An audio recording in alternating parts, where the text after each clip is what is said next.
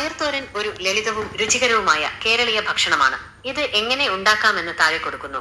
ആവശ്യമായ സാധനങ്ങൾ: 1 കപ്പ് പയറ് ചെറുതായി അരിഞ്ഞത്, 1/2 കപ്പ് തേങ്ങ ചിരകിയത്, 1/4 ടീസ്പൂൺ മഞ്ഞൾപ്പൊടി, 1/2 ടീസ്പൂൺ ജീരകം, 2 പച്ചമുളക് ചെറുതായി അരിഞ്ഞത്, 1 ചെറിയ ഉള്ളി ചെറുതായി അരിഞ്ഞത്, 1 അല്ലി വെളുത്തുള്ളി ചെറുതായി അരിഞ്ഞത്, 2 ടേബിൾ സ്പൂൺ വെളിച്ചെണ്ണ, ഉപ്പ് ആവശ്യത്തിന്.